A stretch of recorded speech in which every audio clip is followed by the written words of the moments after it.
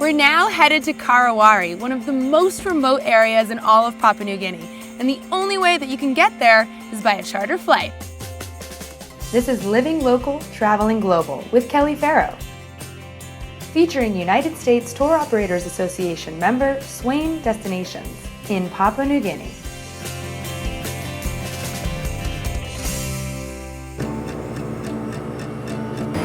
We're off to Karawari, let's go!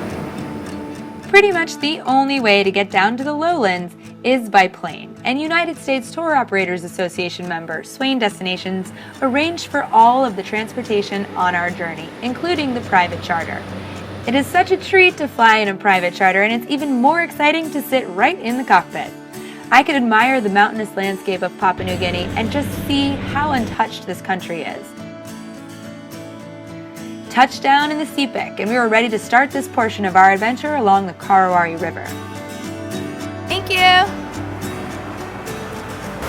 So here in the Karawari, there are no roads. That's why you have to take a private charter in, and when you get here, the road is actually the river. You see all the villages and you explore right by this very river.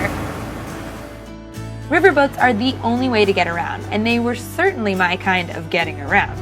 The pace, the scenery, the sunshine, this is where all the action happens right here on the river. And when we were cruising in the riverboat, I felt like we were a part of the Sepik life too.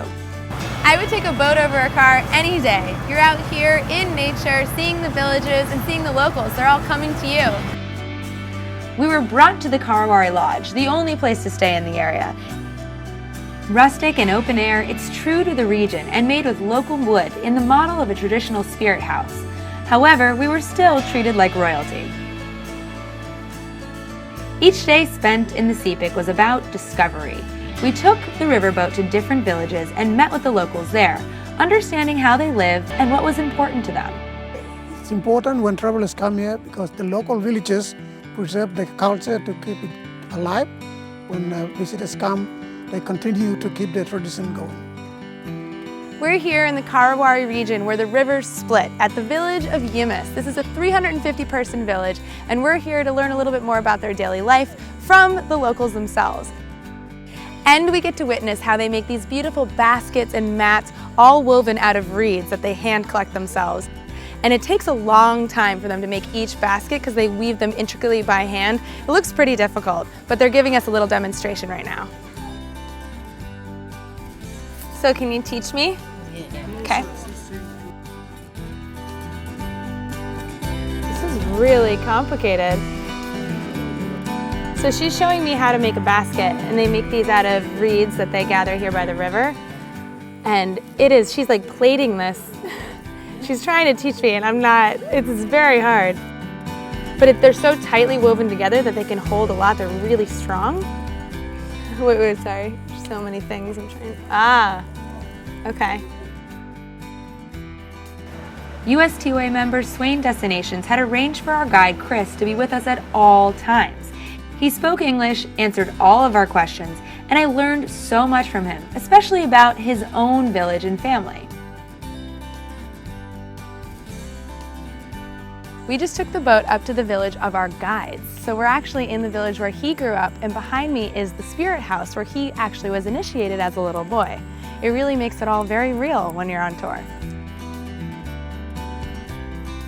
It's important to travelers to come in here to know our traditions. Tradition in the entire region in here. It's important for economy as well.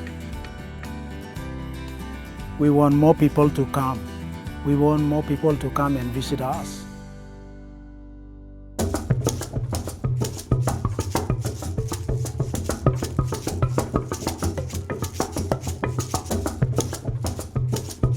I'm standing in a traditional men's house in the Sepik region, and this house was built to conduct initiations, pass on ceremonies, and traditions only for men. And what makes these houses stand out is that they're decorated with all the different paintings that showcase some of the stories and legends that are told within these walls. The local wildlife in the Sepik is dominated by birds, fish, and crocodiles. We spotted some birds from the river and a few right near our lodge. This hornbill was a pet of the manager's, and he often was hanging around looking for bananas. if you like bird watching, you can't get much closer than this.